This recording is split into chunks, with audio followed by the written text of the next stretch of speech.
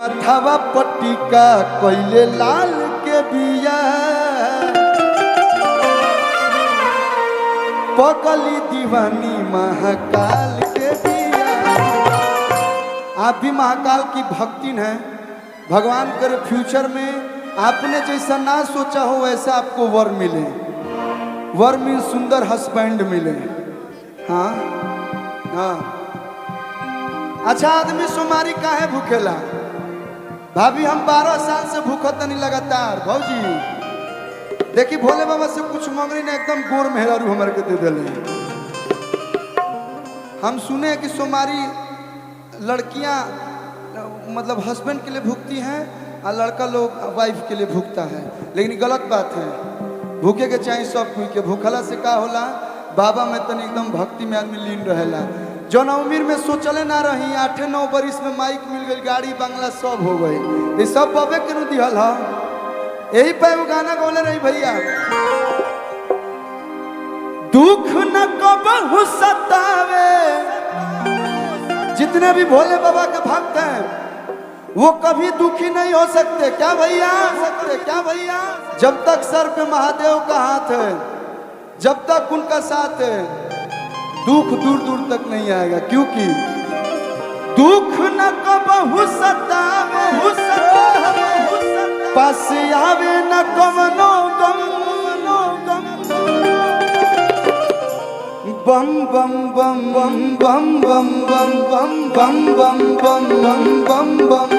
भोले बाबा के दीवाना रहे बम बम बम। भोले बाबा के दीवाना रहे बम बम बम। भोले बाबा के दीवाना रहे बम बम बम।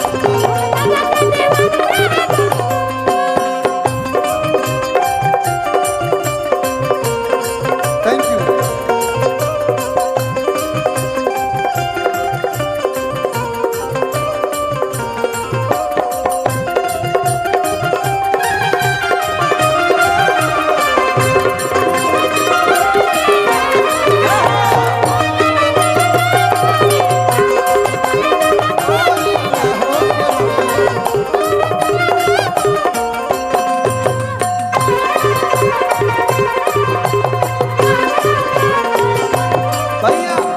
हम कौन से गा रहे हैं, आप लोग ताली बजा के साथ दे रहे हैं, लेकिन थोड़ा बहुत आप लोग को भी गाना पड़ेगा। गाते हैं ना आप लोग? ज्यादा नहीं गाना है, बस बम बम बम 3 बार बोल देना है।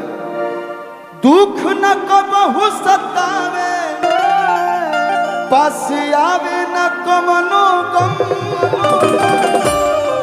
बम बम बम बम बम बम बम। हेलो, पेमेंट मिल जाएगा आप लोग को। 500 एक्स्ट्रा दूंगा मैं। हाँ 2 मिनट रुक जाओ। चढ़ के बजाना वहाँ जहाँ बजाने का होता है बजाते नहीं। यहाँ नहीं बजाना है तो इतना मतलब एक्टिव हो।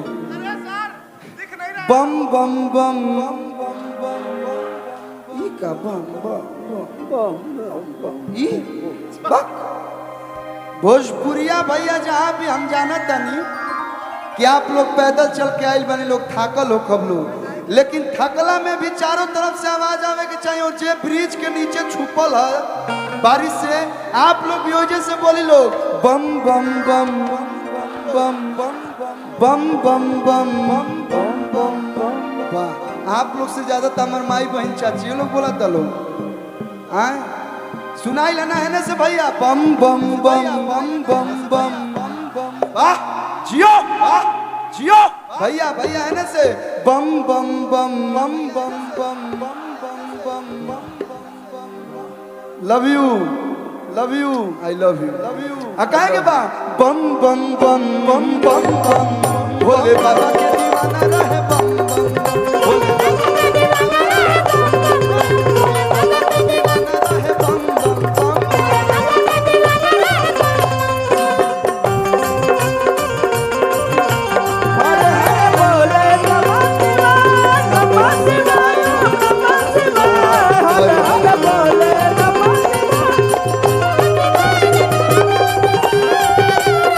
बम बम।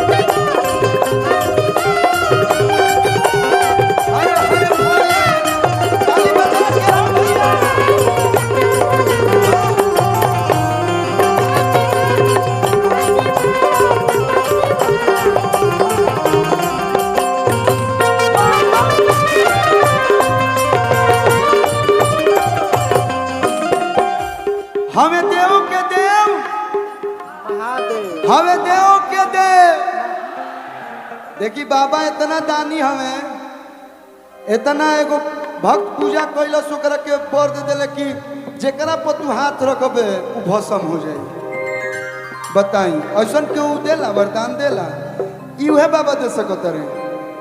सोना के लंका रावण के दे देनी बाबा तन मनी हनियो ताक दीना।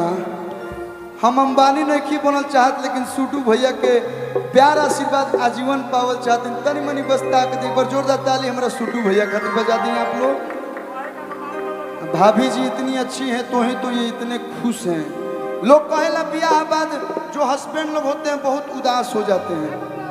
सूटू भैया और हम इसके मिसाल हैं। मेरा 1.5 साल उनका का जाने कितना साल हो गया, अभी भी मुस्कुराहट बरकरार है। भगवान को रसरुआ दोनों लोग में ऐसे ही खुशी बरकरार रहो। जोरदार ताली भैया भाभी के लिए बजा दीजिए फिर से आशीर्वाद के रूप में। हाँ, अब आपका हम एगो फोटो खींच के अपने मोबाइल में रखे रहेंगे, आपसे मोटिवेशन मिलते रहेगा। हो सके रहुआ दिखावा में भी हंसत होगी लेकिन हंसता नहीं। कहे के बाद हवे देव के देव महादेव महादानी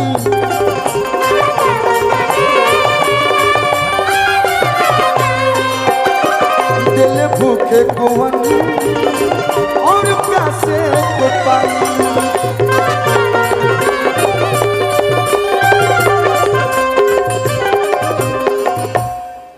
हवे देव के देव महादेव महादानी दिल भूखे कुवन और प्यासे को पानी। भक्तन के ऊपर बाबा रखेले अपन नयन। भक्तन के ऊपर बाबा रखेले अपन नयन। रउआ जलो चढ़ा देवे एक लोटा बाबा खुश, बेलपत्र चढ़ा देनी बाबा खुश। कि ई उ कुल ना होला। जब जागरण के प्रोग्राम सूटू भैया से कहो कोनो शादी ब्याह में बुलावे के ओ जनू गवाई कि नाचो भोला के भक्तो नागिन जैसन। ओ गाना पर डांस हो सब हम सपेरा बनत तलु नाग बनी हलो। एक से एक नागे जाइल बड़े सब। कहे के बा भक्तन के ऊपर बाबा रखेले अपन नयन। कहे के बा बम बम बम बम बम बम बम बम बम भोले बाबा के दीवाना रहे। बम बम बम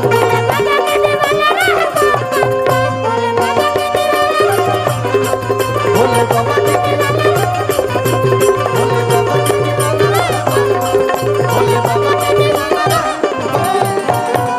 बोल बम बोल बम बोल बम। देखी नाम अरविंद अकेला है तो एकरा मतलब ना कि अकेला ही हम गाई। अनुपमा जी के भी बोलाई ना भैया। एक बार जोरदार ताली चारों तरफ से बजा दी लोग। भैया भैया